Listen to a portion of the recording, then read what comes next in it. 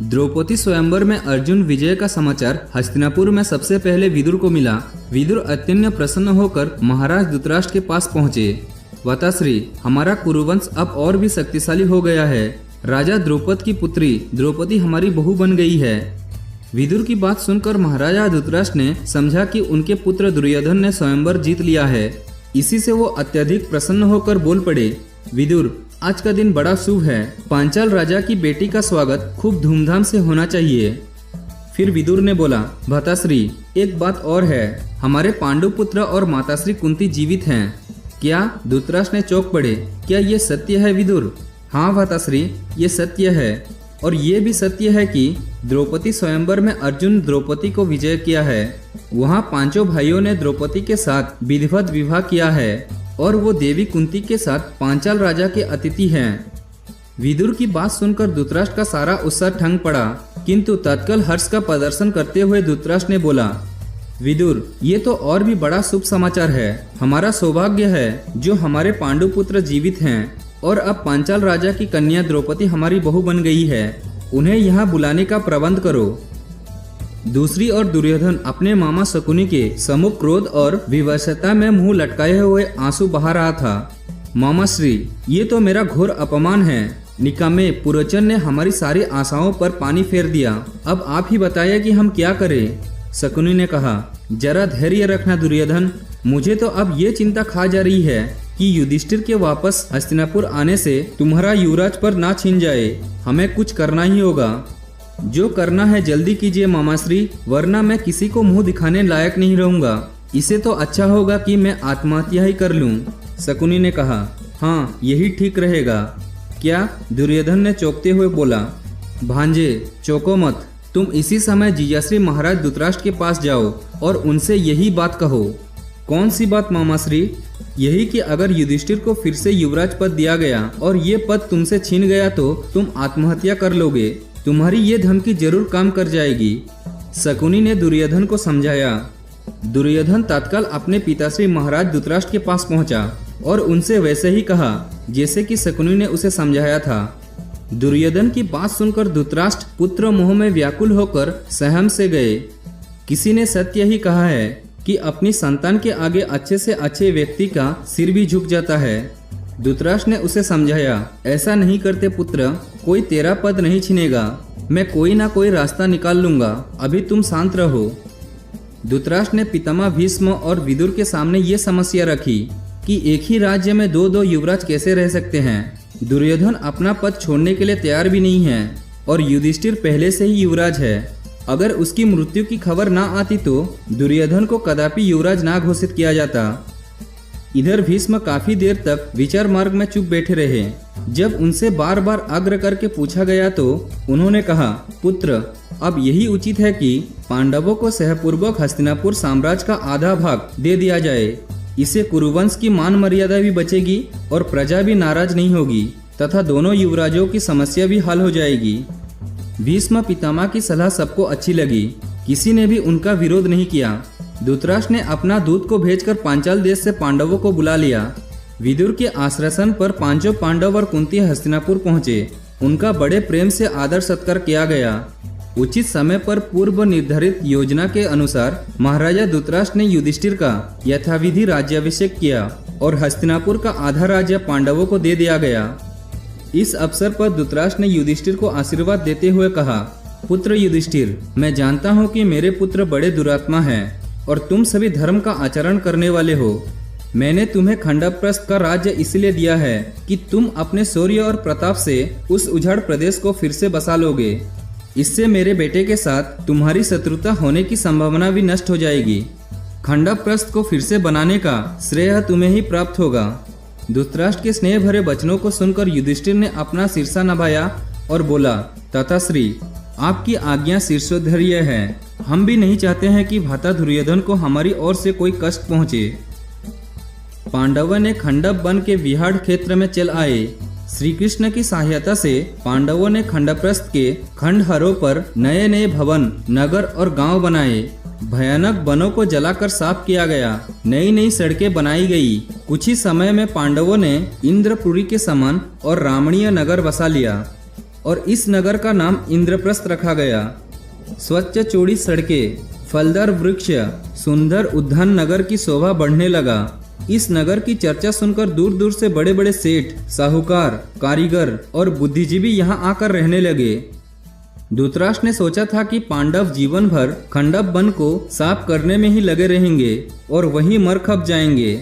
उनके पुत्र दुर्योधन को उनकी ओर से कोई भय नहीं रहेगा, परंतु उनकी सारी सोच को पांडवों ने अपनी कठोर परिश्रम से धूल में मिला दिया। पांडवों को यहाँ तक पहुँचने में 13 वर्ष लगा। पांडवों का नया इंद्रप्रस्थ निर्माण होने पर उन्होंने कुछ दिन बाद राजसूय यज्ञ करने का निश्चय किया।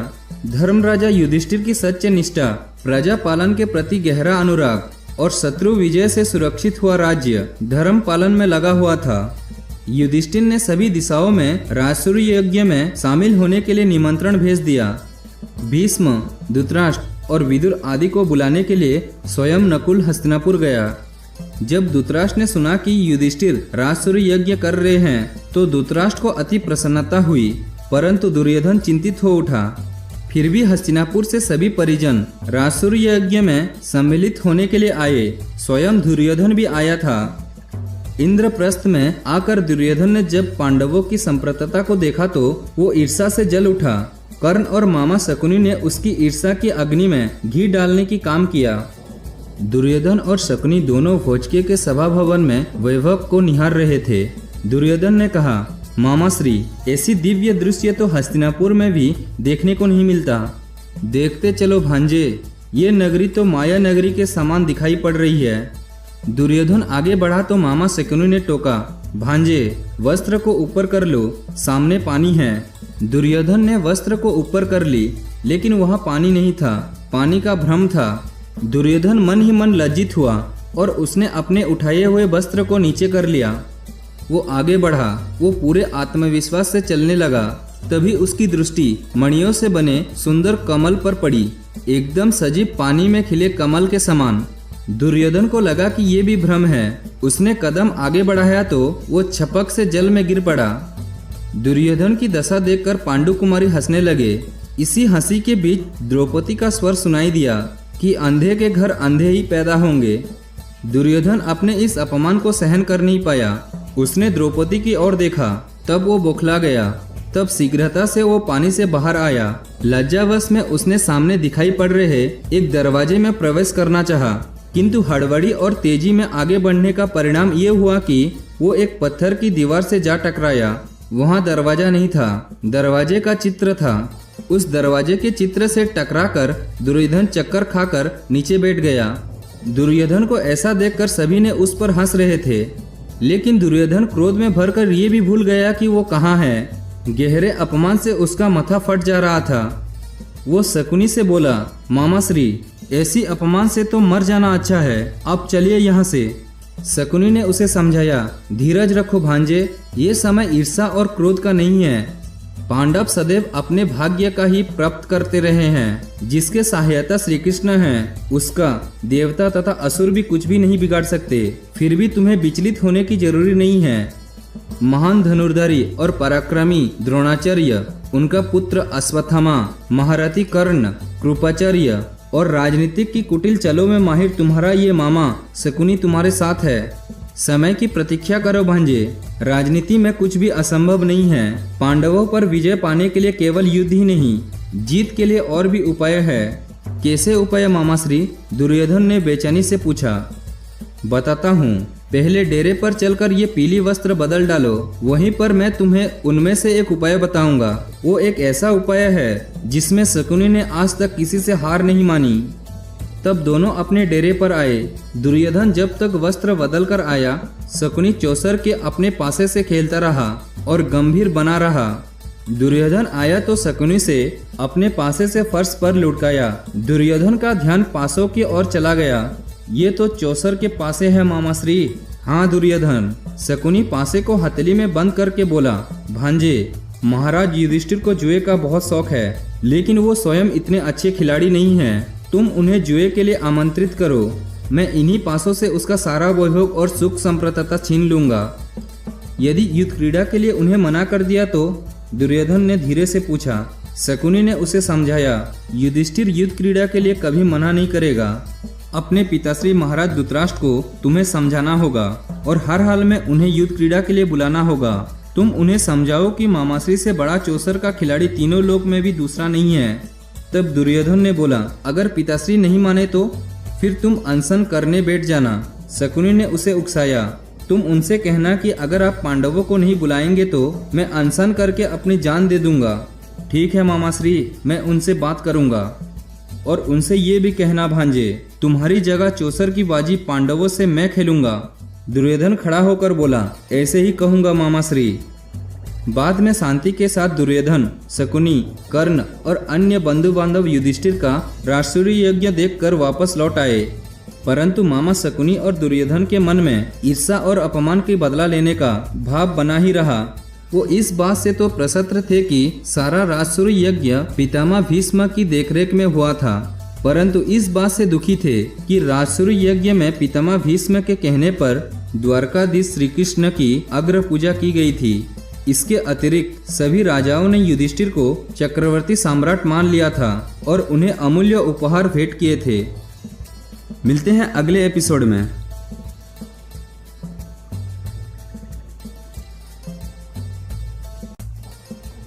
हस्तिनापुर पहुंचने के बाद भी शकुनी की आंखों के सामने से युधिष्ठिर का राजवैभव हट नहीं रहा था। दुर्योधन के क्रांतिहीन चेहरे को देखकर वो और भी अधिक चिंतित था।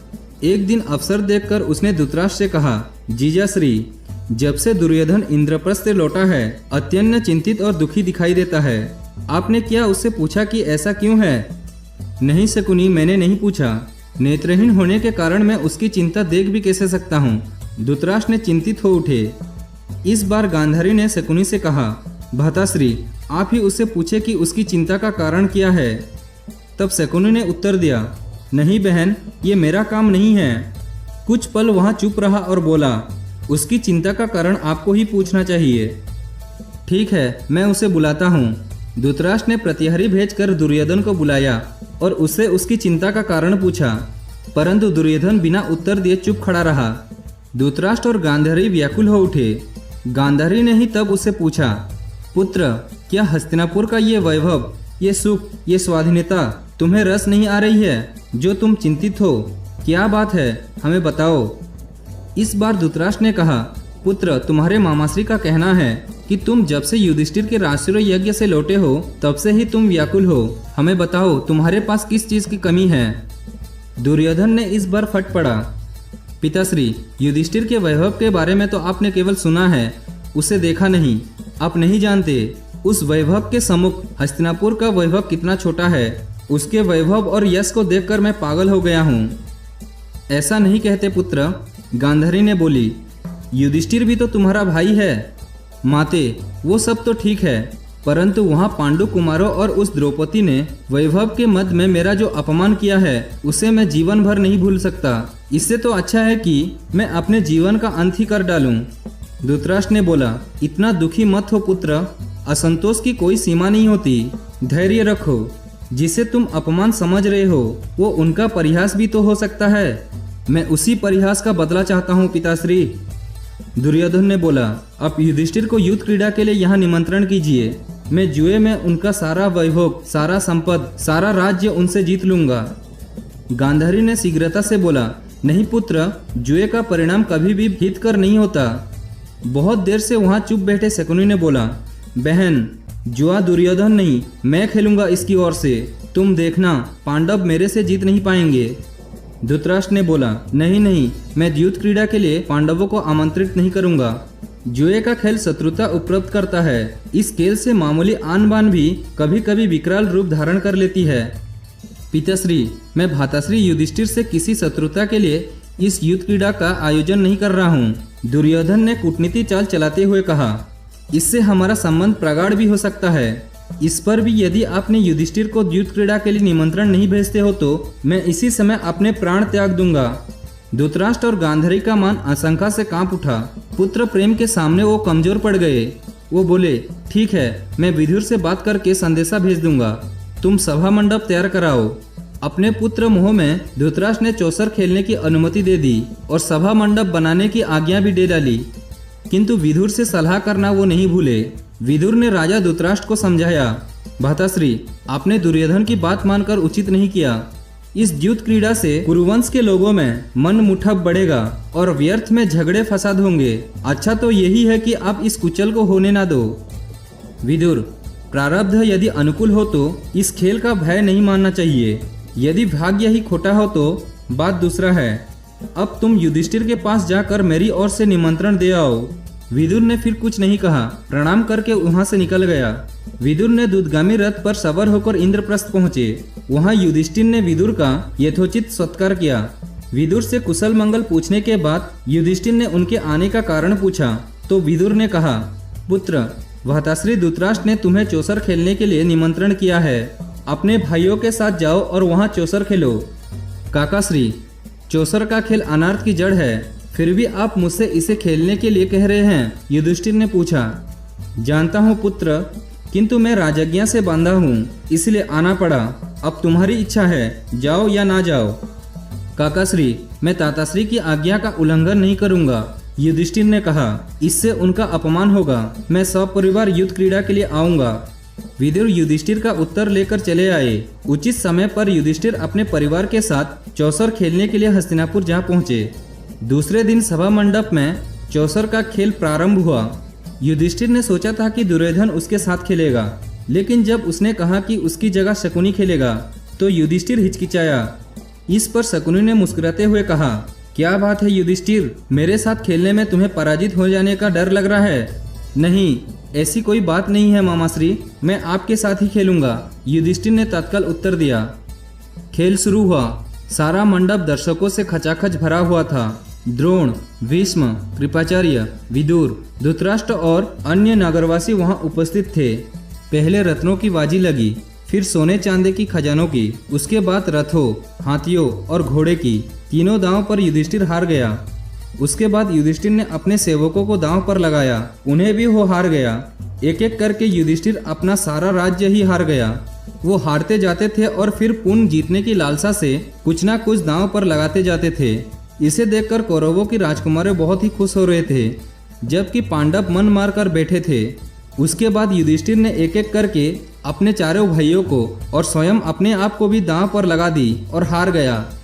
अब आपके पास क्या है जिसे दांव पर लाएंगे? शकुनी ने हंसते हुए पूछा। शकुनी की इस बात पर सभा में कोलाहल मचने लगा।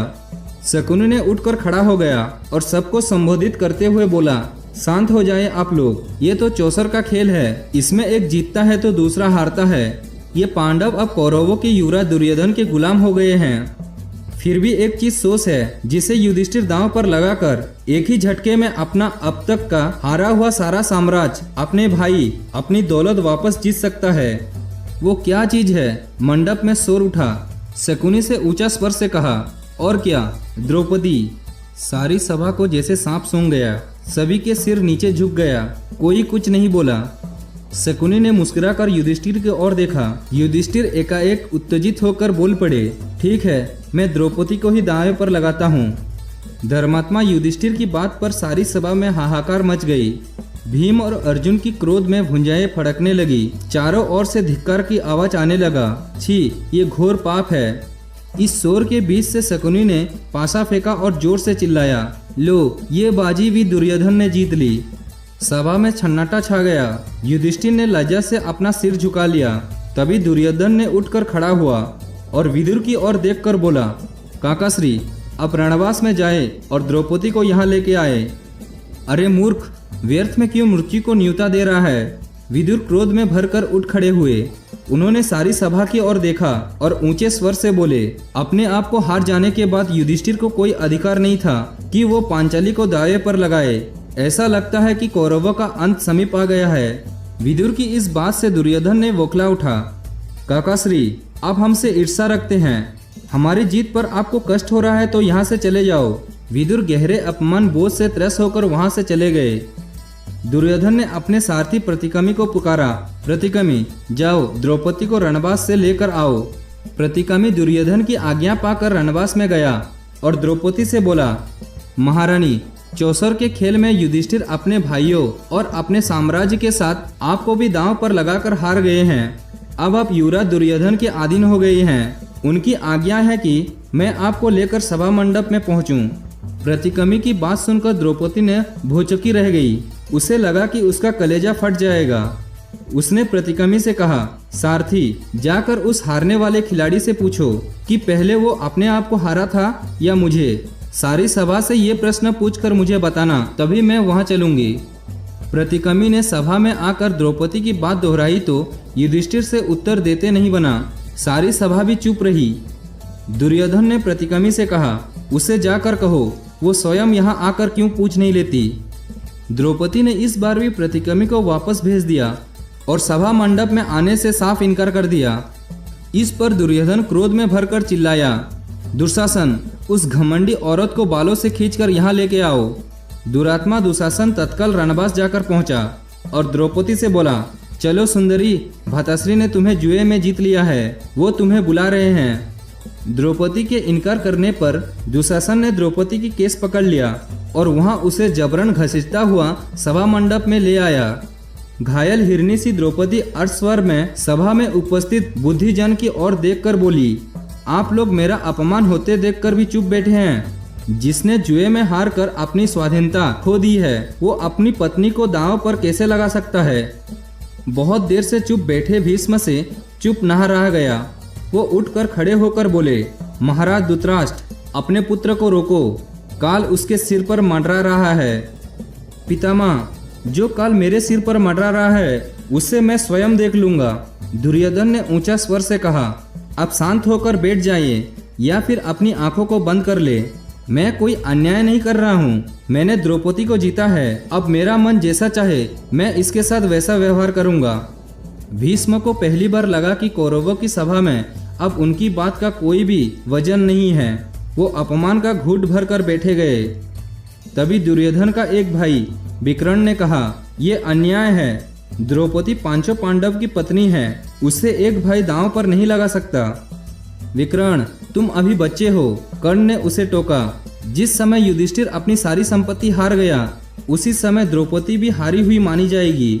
उसके सारे आभूषण अब दुर्योधन के हैं। हाँ मित्र कर्ण, तुम ठीक ही कह रहे हो। दुर्योधन हंसते हुए कहा, इसके सारा आभूषण और वस्त्र उतार लो दुशासन। दुशासन आगे बढ़ा।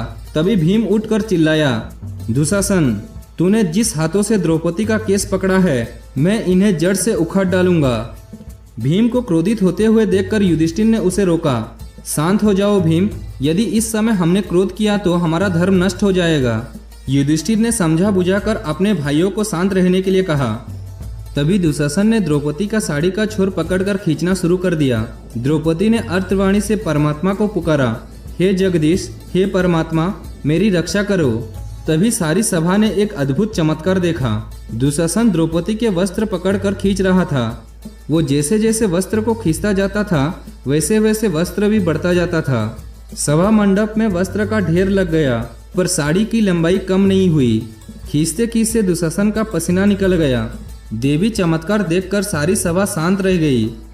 तभी भीम एक बार फिर से उठकर खड़ा हुआ और क्रोध में भरकर बोला, यहाँ उपस्थित सभी लोग सुनो, मैं शपथ खाकर कहता हूँ कि जब तक भारत वंश पर वटा लगने वाले इस पापी दुशासन की छाती चीरकर मैं इसकी गर्म रक्त से अपनी प्यास नहीं बुझा लूंगा, तब तक इस संसार को छोड़कर नहीं जाऊंगा।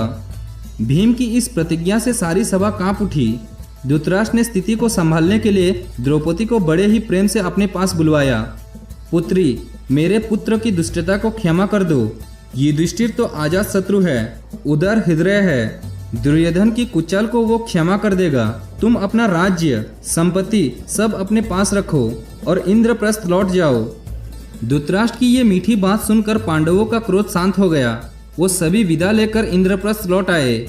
दुर्योधन ने अपने अपमान का बदला एक तरह से ले लिया था, इसलिए वो चुप रहा था। मिलते हैं अगले एपिसोड में।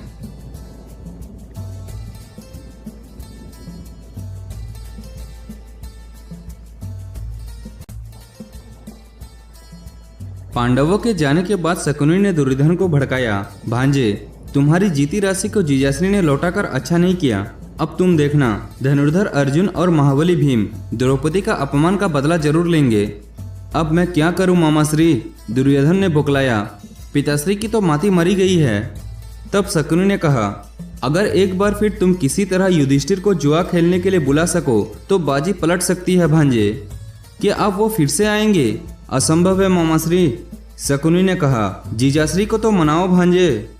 इस बार शर्त ये रखो कि अगर युधिष्ठिर हार गया तो पांडव 12 वर्ष का वनवास भोगेंगे और 13 वर्ष में अज्ञातवास करे। उस 13 वर्ष में यदि उनका पता चल गया तो वो फिर से 12 वर्ष का वनवास भोगेंगे। क्या वो मान जाएंगे मामाश्री? क्यों नहीं मानेंगे भांजे? युधिष्ठिर कभी भी जीजाश्री का आज्ञा नहीं टालेगा। जुआ खेलना तो क्षत्रियों का धर्म है। मामाश्री की बात सुनकर दुर्योधन अपने पिताश्री के पास पहुंचा और उन्हें पांडवों का भय दिखाकर उपयुक्त शर्त पर युधिष्ठिर को बुलाने के लिए कहा। धृतराष्ट्र अपने पुत्र की सुरक्षा के लिए इतना चिंतित थे कि उन्होंने एक बार फिर से युधिष्ठिर के पास जुआ खेलने का प्रस्ताव भेजा। पांडव ने चिंतित हो उठे। युधिष्ठिर के सामने कोई बोल नहीं सका। पांडव फिर से जुआ खेलने के लिए आए और 12 वर्ष के वनवास और 13 वर्ष के अज्ञातवास की शर्त पर जुआ खेल ले। शकुनी ने अपनी कुटिल चालों से पांडवों को फिर से पराजित कर दिया। नियति के वशीभूत होकर वो अपना सब कुछ हार कर 12 वर्ष के वनवास के लिए वन में चल गए। उनके वनवास चले जाने से दुर्योधन भयमुक्त हो गया।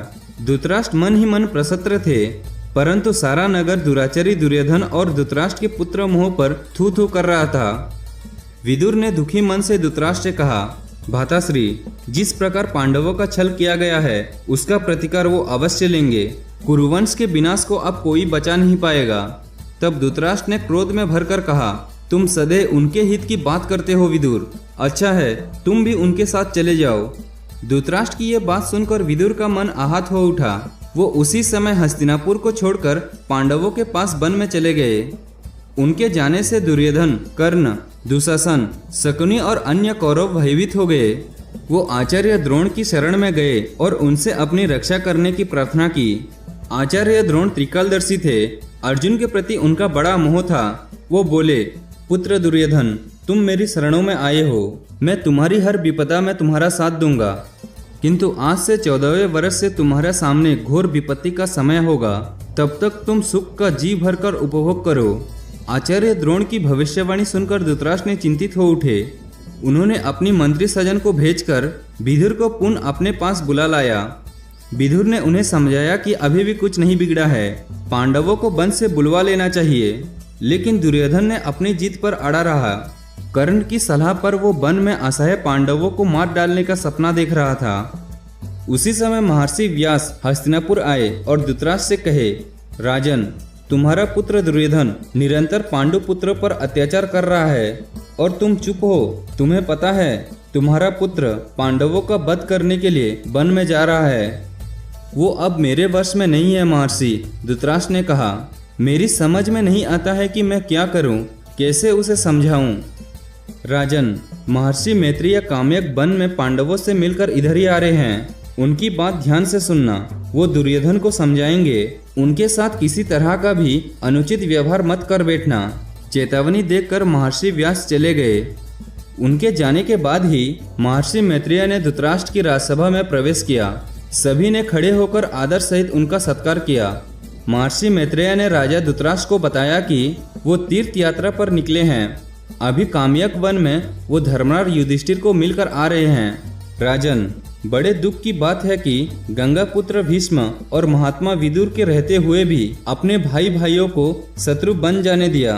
महर्षि की बात सुनकर भीष्म और विदुर ने सिर झुका लिया। धृतराष्ट्र ने भी कुछ नहीं बोला। तब महर्षि मैत्रेय ने दुर्योधन की ओर देखा और बोले, दुर्योधन, क्रोध मनुष्य का सबसे बड़ा शत्रु होता है। तुम कदापि पांडवों की बराबरी नहीं कर सकते। महर्षि मैत्रेय ने देखा दुर्योधन मुस्कुरा रहा था और बार बार अपनी झाप पर हाथ मारकर महर्षि की बातों का उपहास उड़ा रहा था। महर्षि मैत्रेय की आंखें क्रोध से लाल हो गई। उन्होंने आसन से उठकर जल का आचमन किया और बोले, अरे दुष्ट, तुम्हें अपनी शक्ति का इतना अहंकार है कि तू मेरी बात सुनने को भी तैयार नहीं है। अरे नीच, तेरे कारण यहाँ घोर युद्ध होगा और जिस धागा को तूने अभिमान से मेरे सामने टोका है उसी धागा को अपनी गदा से भीमसेन तोड़ेगा और वही क्षण तेरी मृत्यु का भी होगा। धृतराष्ट्र कांप कर उठ खड़े हुए और बोले, भगवान, ये आपने कैसा श्राप दे डाला। इस मूर्ख को क्षमा कर दीजिए। राजन, ये नीच अभी भी वन में अकेले जाकर पांडवों से क्षमा मांगकर उन्हें सयपूर्वक से यहाँ ले आया तो मेरा श्राप नहीं लगेगा। महर्षि मैत्रेय ने फिर एक पल भी वहां नहीं रुके और चले गए, परंतु काल के विस्फुट हुए दुर्योधन पर जैसे उस शाप का कोई असर नहीं हुआ। वो हंसता रहा। उधर काम्यक वन में व्यास जी ने पांडवों से भेंट की। व्यास जी ने अर्जुन से कहा कि वो अपना समय नष्ट न करे, उसे दिव्य अस्त्र शस्त्रों को प्राप्त करने का प्रयत्न करना चाहिए। अर्जुन ने व्यास जी की सलाह मानकर अपनी माता और भाइयों को वन में छोड़कर हिमालय पर तपस्या करने पहुंचे। वो इंद्रलोक नामक पर्वत पर पहुंचा। वहां उसकी भेंट एक बूढ़े ब्राह्मण से हुई। ब्राह्मण वेश में वो स्वयं इंद्र थे। ब्राह्मण वेशधारी इंद्र ने उससे पूछा कि वो तपोवन में क्या करने आया है। अर्जुन ने उन्हें बताया कि वो दिव्यास्त्रों की खोज में यहाँ आया है। देवराज इंद्र ने उसे कहा, पुत्र, महादेव की तपस्या करो, तुम्हारी इच्छा अवश्य पूरी होगी। ऐसा कहकर इंद्र ने अंध्यान हो गए। अर्जुन ने महादेव की घोर तपस्या की। एक दिन धनुर्धारी किरत वहां अपनी पत्नी के साथ आया। उसने एक जंगली सुअर पर अपना बाण साधा।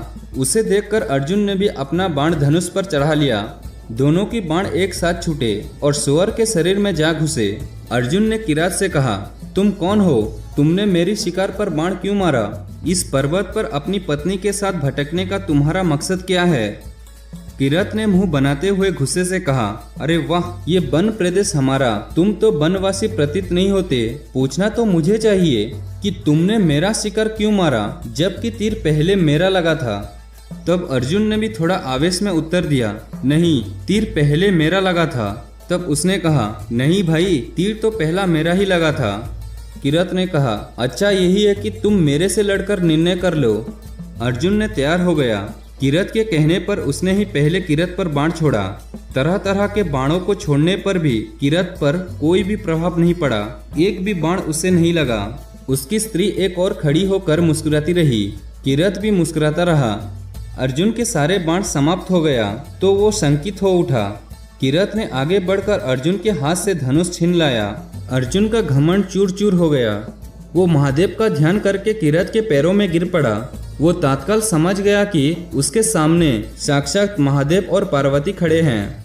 अर्जुन ने महादेव से क्षमा मांगी। महादेव ने उसे क्षमा करके उसके सारे बाण और धनुष वापस कर दिए और उसे पशुपत विद्या देकर आशीर्वाद दिया।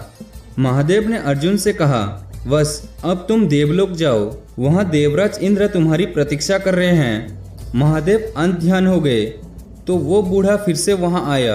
अर्जुन ने उसे देखा तो देवराज इंद्र अपने असली रूप में आ गए। तब वो बोले, पुत्र, तुम्हें देखकर मेरी आंखें तृप्त हो गई है, चलो मैं तुम्हें लेने आया हूँ। देवराज इंद्र अर्जुन को अपनी विमान में बैठाकर देवलोक की ओर चले गए। वहां इंद्र के कहने पर अर्जुन ने संगीत और नृत्य का अभ्यास किया। वहां द्वारिकाधारी श्री कृष्ण को पांडवों की दशा पता चला तो वो अपने भाई बलराम के साथ वन में पांडवों से मिलने आए। उनकी दशा देखकर श्री कृष्ण और बलराम को बहुत दुख हुआ। दुर्योधन की करतूतों को सुनकर श्री कृष्ण को बड़ा क्रोध आया। उन्होंने द्रौपदी की पीड़ा को भी समझा और उसे कहा कि समय आने पर द्रौपदी का अपमान का बदला अवश्य लिया जाएगा। दुर्योधन अब किसी भी तरह से बच नहीं पाएगा, उसके वंश का विनाश निश्चित है। श्री कृष्ण के वचनों पर द्रौपदी को थोड़ा साहस मिली। मिलते हैं अगले एपिसोड में।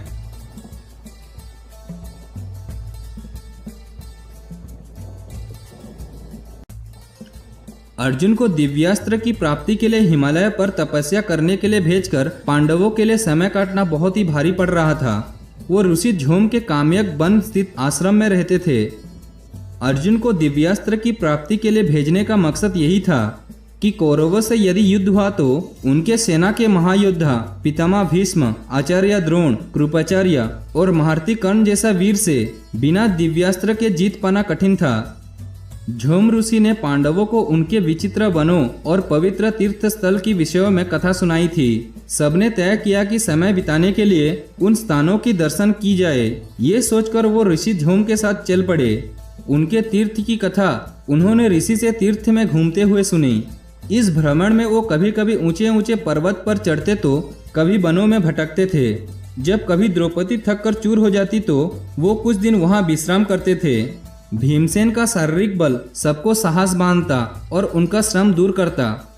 ऐसे ही एक वन में भीमसेन की भेंट असुर कन्या हिडम्बा से हुई। तभी भीमसेन ने उसे गांधर्व विवाह कर लिया। उससे उसे घटोत्कच नाम का एक पुत्र हुआ। वो समय समय पर आकर उनकी सहायता किया करता था। सूर्य ने उन्हें प्रतिदिन भोजन प्राप्त करने के लिए अक्षय पात्र प्रदान किया। एक बार वो घूमते घूमते नारायण श्रम में पहुंचे। वो अत्यंत रामणिक प्रदेश था। उत्तर पूर्व से मंद मंद सुगंध की हवा वहां रही थी। द्रौपदी आश्रम के बाहर वन के सौंदर्य को निगार रही थी कि कहीं से उड़कर एक सौंदर्य फूल उसके पास आ गिरा। तब द्रौपदी ने उसे उठा लिया। उसकी महक से वो मुग्ध हो गई। ऐसे ही कुछ और फूल पाने के लिए उसका मन मचल उठा। उसने भीम से वैसे ही फूल लाने के लिए कहा। भीम द्रौपदी की इच्छा पूरा करने के लिए उसी ओर चल दिया जिधर से सुगंध आ रही थी। चलते चलते भीम एक पर्वत की घाटी पर जा पहुंचे। वहां केले के पेड़ का एक विशाल बगीचा था। उस बगीचे के बीच मार्ग में एक लाल मुंह का बूढ़ा बंदर लेटा हुआ था। उसे देखकर भीमसेन ने आवाज देकर उसे रास्ते से हट जाने के लिए कहा। उस बंदर ने धीरे से अपनी आंखें खोली और बोला, भाई मैं बूढ़ा और आसक्त हूँ। तुम्हारी भलाई के लिए ही कहता हूँ कि इस रास्ते पर आगे मत जाओ, आगे भयानक खतरा है। उस बंदर की बात सुनकर भीम क्रोध में बोला, अरे बंदर, तू मुझे नहीं जानता। मैं पवन पुत्र हनुमान का छोटा भाई, कुरुवंश का वीर, कुंती और वसु का पुत्र भीम हूँ। मैं किसी खतरे से नहीं डरता। मेरे रास्ते से हट जाओ और मुझे जाने दो। बंदर मुस्कुराया और बोला, देखो भाई, मैं तो बूढ़ा हूँ। तुम या तो मुझे लाद कर चले जाओ या फिर मेरी पूंछ को हटाकर निकल जाओ। मेरा काम तुम्हें समझाना था, आगे तुम्हारी ही इच्छा। बंदर की बात सुनकर भीम को हंसी आ गई। वो बोला, किसी पशु को लगना शास्त्रों में अनुचित कहा गया है। मैं तुम्हारी पूंछ ही हटा देता हूँ। ये कहकर भीम बंदर की पूंछ हटाने के लिए नीचे झुका, किंतु वो ये देखकर हैरान रह गया कि पूंछ को हटाना तो दूर, वो उसे हिला भी नहीं सका। उसने बार बार जोर लगाया और पसीना ही पसीना हो गया। भीम बड़ा लाजित हुआ। उसने सोचा कि ये कोई सिद्ध, गांधर्व या देवता हैं। भीम ने नम्रता से कहा, हे देव, मुझे क्षमा करो। आपने मेरी घमंड चूर चूर कर दिया है। मैं आपकी शरण में हूँ। अब अपना परिचय देकर मुझे कृतार्थ करें। तब उस बंदर ने कहा, हे पांडुवीर, मैं संपूर्ण विश्व के प्राणधारा वायुदेव का पुत्र हूँ। मेरा नाम हनुमान है। ये रास्ता देवलोक को जाता है। इस पर उनके विपदाएं हैं, इसीलिए मैंने तुम्हें रोका। तुम जिस सुगंधी पुष्प की तलाश में यहाँ आए हो, वो सामने वाले जलसाय के आसपास के उपवन में लहला रहे हैं। जाओ, जितना चाहे पुष्प ले लो। भीम हनुमान के चरणों में गिरकर बोला, हे ताता, आज मुझसे भारी भूल हो गई है जो मैं आपको पहचान नहीं सका। मेरा अहोभाग्य जो आपने मुझे दर्शन दिए। मुझे अपने उसी रूप का दर्शन कराए जिस आकार से आपने समुद्र को लांगा था। भीम की बात सुनकर हनुमान ने अपना विशाल आकार बढ़ाकर उसे दिखाया। भीम, इससे बड़ा आकार बनाकर तुम्हें दिखाने का अभी समय नहीं है। शत्रुओं के सामने ये आकार और भी बड़ा हो सकता है। हनुमान ने अपने आकार छोटा कर लिया और भीम को गले लगाकर उसकी सारी थकान दूर कर दी। फिर वो उस जलाशय के पास लेकर गए जहां भीम ने अनेक सुंदर पुष्प तोड़ा। विदा करते समय हनुमान ने भीम से कहा, भीम, समय आने पर मेरा स्मरण करना। जब तुम युद्ध में गर्जन करोगे तो मेरा गर्जन भी साथ सुनाई देगी। मैं युद्धभूमि में अर्जुन के रथ पर फहराने वाली ध्वजा पर हर पल विद्वान रहूंगा। मेरी गर्जना से शत्रुओं के दिल दहल जाएगी। महावीर हनुमान जी के चरण स्पर्श करके भीम लौट आया। मिलते हैं अगले एपिसोड में।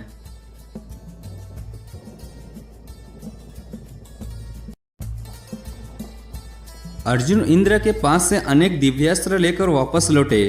अर्जुन को वापस आया देखकर उसके भाई, माता कुंती, द्रौपदी प्रसन्न हो उठे। दूसरी ओर दुर्योधन की पांडवों के प्रति ईर्ष्या दिन प्रतिदिन बढ़ती ही जा रही थी। पांडवों के वनवास काल में जो ब्राह्मण और ऋषि मुनि पांडवों से मिलने आते थे, वो उनकी सेवा भाव से प्रसन्न होकर हस्तिनापुर अवश्य जाते थे। वो हस्तिनापुर में महाराज धृतराष्ट्र से पांडवों की हालचाल सुनाते थे। पांडवों की कठिनाई और कष्ट को सुनकर धृतराष्ट्र, विदुर और भीष्म पितामह को बड़ी चिंता होती थी। परंतु दुर्योधन का चेहरा खिल उठता था। उसके सामने कोई बोल नहीं पाता था। कर्ण और शकुनी दुर्योधन की चपलूसी किया करते थे और उसे पांडवों के विरुद्ध भड़काते रहते थे।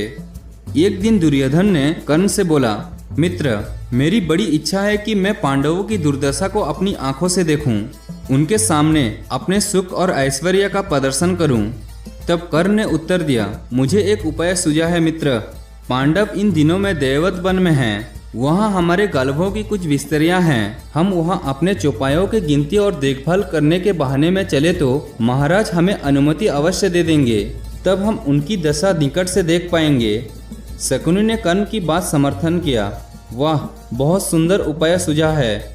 जीजाश्री को जरा भी शक नहीं होगा कि हम वहाँ क्यों जा रहे हैं। दुर्योधन ने कर्ण के बताया उपाय के अनुसार अपने पिता धृतराष्ट्र से चौपायों की गणना करने की अनुमति ले ली और अपने पूरे लव लश्कर के साथ देवत वन की ओर चल गए। शकुनि और कर्ण उसके साथ थे। देवत वन में पहुंचकर दुर्योधन ने चौपायों की गिनती की और मुहर लगाकर विधिवत रस्म आदि की। पांडवों को दिखा दिखाकर उसने गाबलों पर अपना खूब रोब झाड़ा।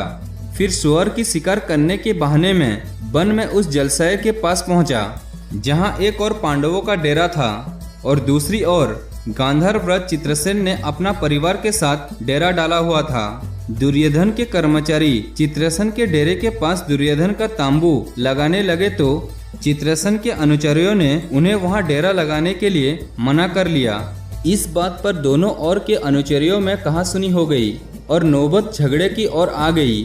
दुर्योधन ने क्रोध में भरकर अपनी सेनाओं को आदेश दे दिया कि गांधार राजा पर टूट पड़े। दोनों ओर की सेनाओं में घोर संग्राम छिड़ गया। गांधार राजा ने क्रोध होकर कौरवों की सेना पर ऐसी ऐसी मायावी अस्त्र से प्रहार किया कि कौरव सेना जान बचाकर भाग खड़ी हुई। युधिष्ठिर, भीम और अर्जुन दूर से ही देखते रहे। कर्ण और शकुनि भी दुर्योधन को अकेले छोड़कर भाग गए। चित्रसेन ने दुर्योधन को बंदी बना लिया। उसे बंदी बनाए जाते हुए देखकर भीम ने प्रसन्न हो उठा। अर्जुन भी हंसने लगा, किंतु युधिष्ठिर चिंतित हो उठे। वो बोले, भीम, दुर्योधन हमारा भाई है। उसकी दुर्गति पर हमें प्रसन्न नहीं होना चाहिए, हमें उसे छुड़ाना चाहिए। युधिष्ठिर की ये बात पर भीम ने बौखला गया। वो बोला, भ्राताश्री, इस दुष्ट ने आपके साथ कितना छल किया, उसे आप भूल गए हो। इसने हमें लक्षगृह में जलाकर मार डालना चाहा, मुझे खाने में विष दिया। चौसर के खेल में दुरात्मा शकुनि से आपको पराजित करके प्रिय द्रौपदी का भारी सभा में अपमान किया, फिर भी आप उसे छुड़ाने की बात कर रहे हो। तब अर्जुन ने बोला, शांत हो जाओ भीम, भ्राताश्री की बात को उल्लंघन मत करो। अगर ये कहते हैं तो हमें दुर्योधन को छुड़ाना चाहिए। युधिष्ठिर के आग्रह पर भीम और अर्जुन ने जाकर गांधार राजा को युद्ध के लिए ललकारा। उन्हें देखकर गांधार राजा ने मुस्कुरा के उत्तर दिया, हे सव्यसाची, मेरा इस दुरात्मा दुर्योधन से कोई बेरा नहीं है। मैंने तो इसे शिक्षा देने के लिए ये सब किया है। इसे अपने आप पर बड़ा अहंकार था। अगर आपकी इच्छा है तो मैं इसे छोड़ देता हूँ।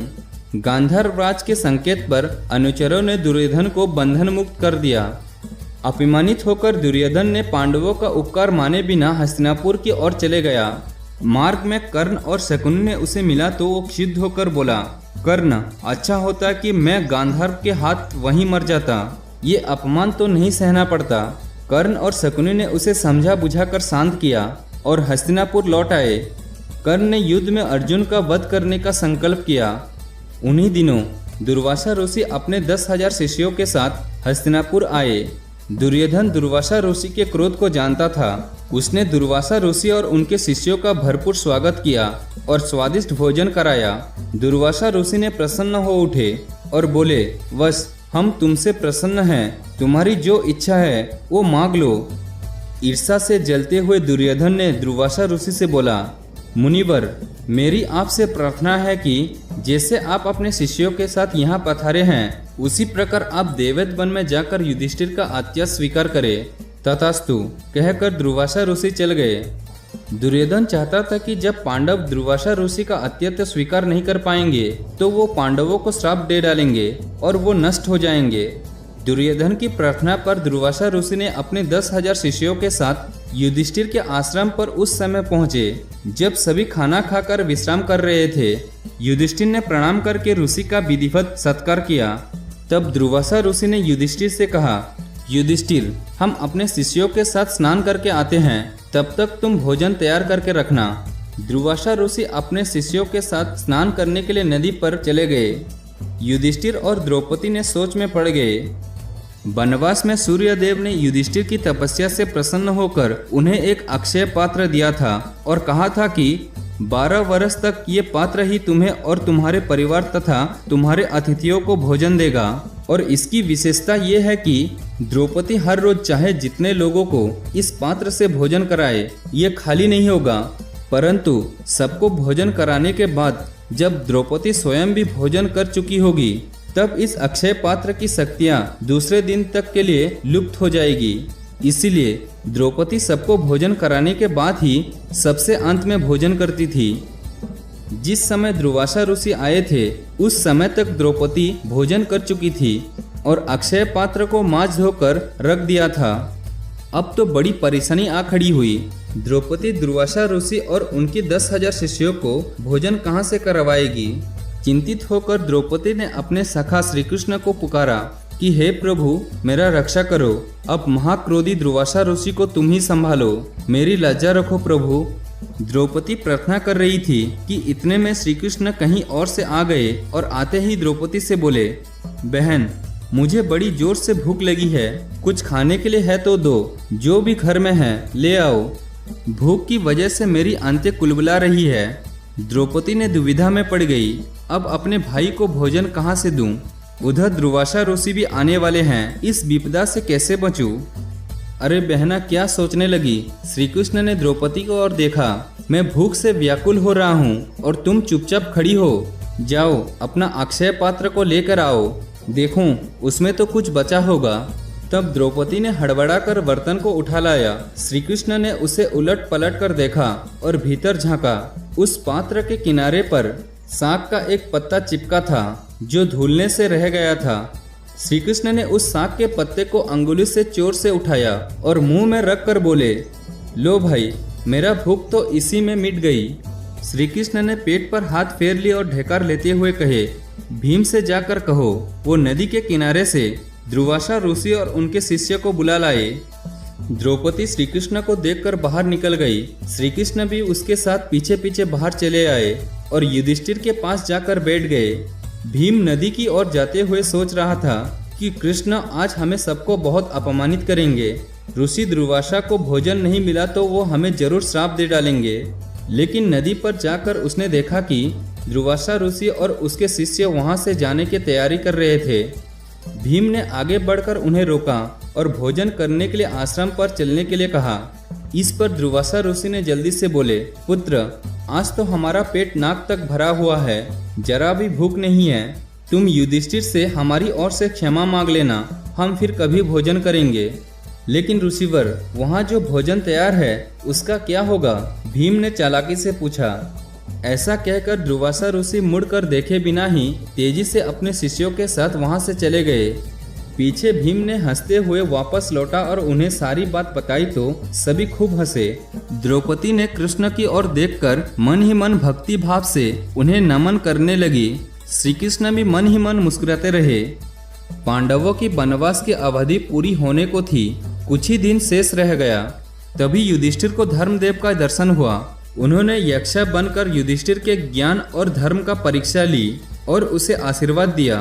पुत्र, वनवास की अवधि पूरी होने पर अभी 1 वर्ष तुम्हें अज्ञातवास में रहना है।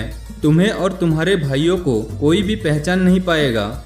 इससे तुम्हारा ये अज्ञातवास सफलता से पूरा हो जाएगा। मेरा आशीर्वाद तुम्हारे साथ है, तुम विजयी होगे। आशीर्वाद देकर धर्मदेव अंतर्ध्यान हो गए। वनवास की कठिनाई को पांडवों ने पूरे धैर्य के साथ सहन किया था। अर्जुन के पास अब दिव्यास्त्र थे और भीम के पास हनुमान का बल और घटोत्कच की मायावी शक्तियां थी। युधिष्ठिर ने वनवासियों से विदा ली और उनसे आशीर्वाद मांगा। सभी ने आशीर्वाद दिया। पांडव उनसे विदा लेकर चल पड़े। सबको देखते देखते वो घनघोर वन में पांडवों ने उनसे विदा लेकर चल पड़े। मिलते हैं अगले एपिसोड में।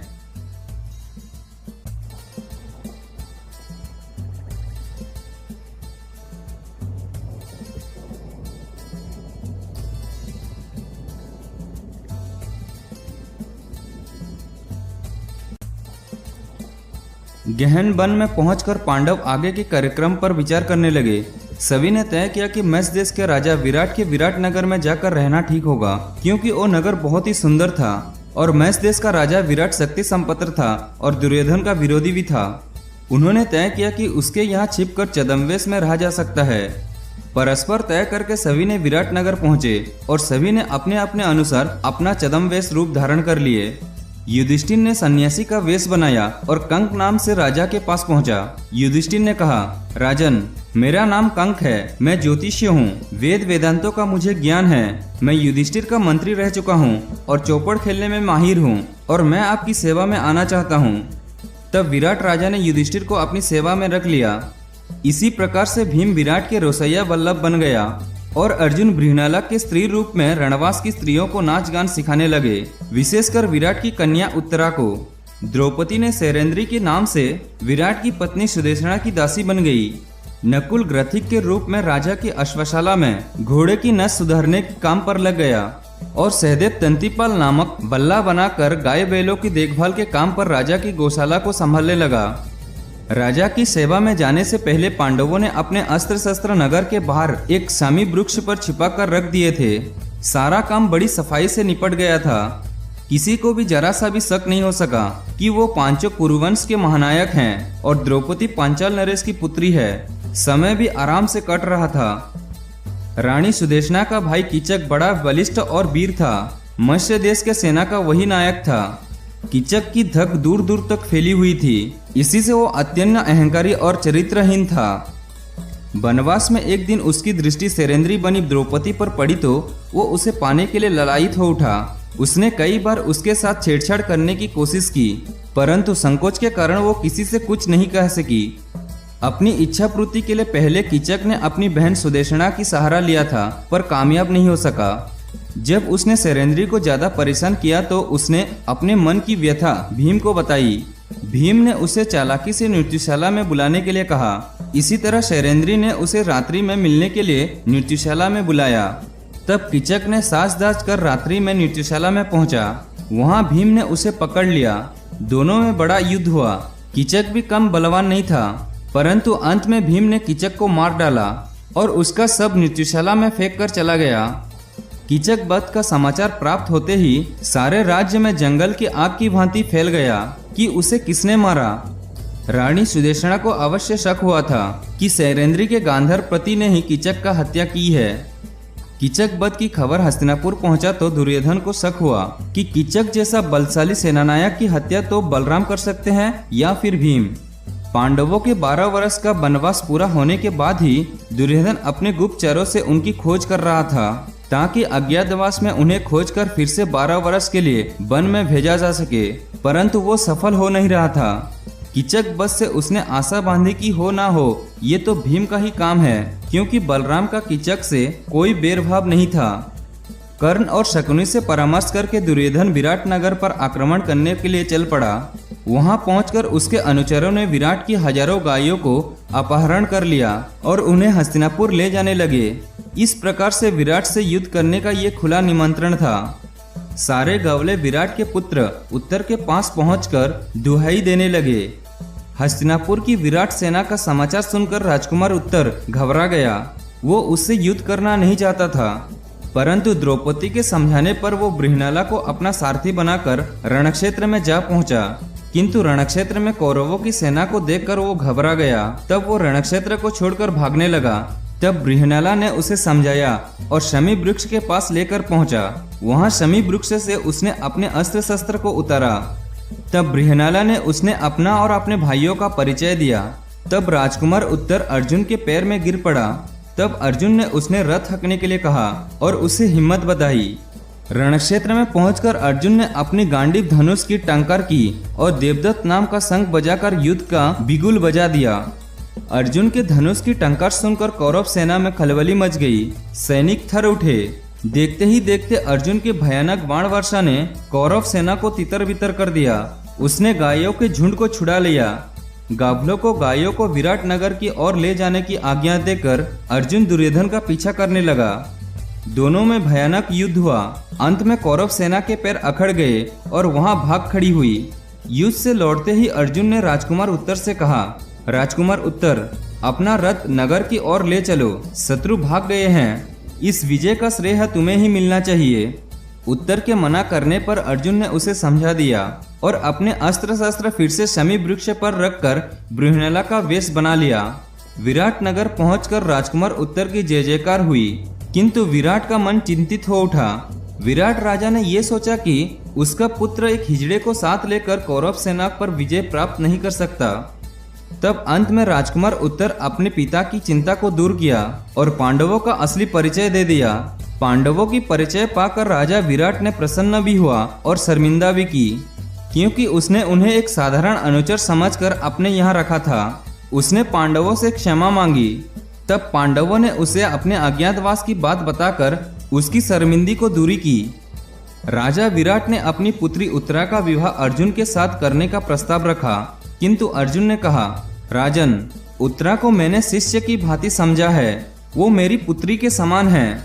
यदि आप उसका विवाह करना ही चाहते हैं तो मेरे पुत्र अभिमन्यु के साथ कर दें। तब राजा विराट ने अर्जुन की बात को मान ली। कुछ समय बाद दुर्योधन ने अपने दूत को भेजकर युधिष्ठिर को कहलवाया कि वो अज्ञातवास पूरा होने से पहले ही पहचान लिया गए हैं, इसलिए उन्हें शर्त के अनुसार फिर से 12 वर्ष का वनवास भोगना चाहिए। दूत की बात पर युधिष्ठिर ने मुस्कुराया और बोला, दूत, शीघ्र वापस जाकर दुर्योधन से ये कहो, पितामह भीष्म और ज्योतिष शास्त्र के जानकारों से कल गणना करके निश्चित करे कि अर्जुन ने जिस समय अपने धनुष की टंकार करके अपने आप को प्रकट किया, उस समय अज्ञातवास की अवधि पूरी हो चुकी थी या नहीं। मैं ये निश्चय पूर्वक कह सकता हूँ कि अर्जुन ने जिस समय धनुष की टंकार की थी उस समय 13 वर्ष समाप्त हुए पूरा एक दिन बीत चुका था। तब दूत ने युधिष्ठिर का संदेशा को लेकर हस्तिनापुर को लौट गया। मिलते हैं अगले एपिसोड में।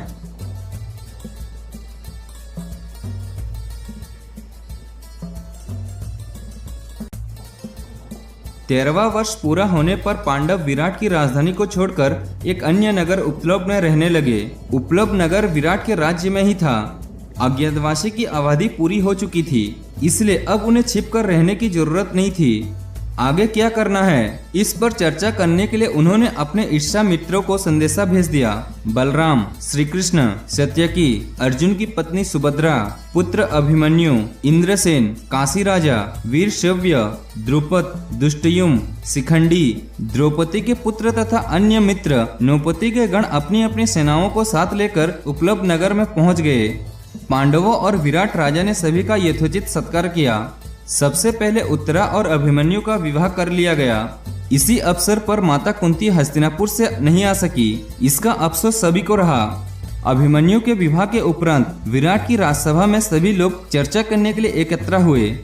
श्री कृष्ण ने सभी को संबोधित करते हुए कहा, सम्मानित बंधुओं और मित्रगण, आप सभी जानते हैं कि दुर्योधन किस प्रकार षड्यंत्र रचाकर पांडवों का राज्य छीन लिया है और किस प्रकार दारुण दुखों को पांडवों ने सहन किया है। अब हम ये मंत्रणा करने के लिए यहाँ एकत्र हुए हैं कि किसी प्रकार युधिष्ठिर को अपना खोया हुआ राज्य वापस प्राप्त हो और कुरुवंश की यहाँ शत्रुता समाप्त हो।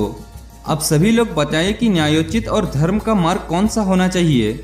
मेरा मत ये है कि हम दुर्योधन से संधि करके शांति का मार्ग निकालना चाहिए, क्योंकि युद्ध से किसी का भी हित होने वाला नहीं है। व्यर्थ में निर्दोष लोगों की जाने जाएगी और विकास का क्रम रुक जाएगा। तब बलराम ने बोले, कृष्ण ने जो सलाह दी है मुझे यही न्यायोचित लगती है। यदि शांति पूर्वक बिना युद्ध किए पांडव अपना आधा राज्य पा जाए तो इससे दोनों पक्ष को लाभ होगा, सभी सुख चैन से रह सकेंगे। तो इसके लिए किसी योग्य दूत को वहां भेजना होगा। उसके द्वारा समाचार भेजा जाए कि यद्यपि युधिष्ठिर ने जानबूझकर अपनी इच्छा से जुआ खेलकर अपना राज्य गंवाया है और उसे अपना खोया हुआ राज्य को मांगने का कोई अधिकार नहीं है, लेकिन वो हाथ जोड़कर यत्न करता है कि उससे सम्मान पूर्वक इतना अवश्य दे दिया जाए कि वो अपना शेष जीवन अपने परिवार के साथ सुख पूर्वक बिता सके।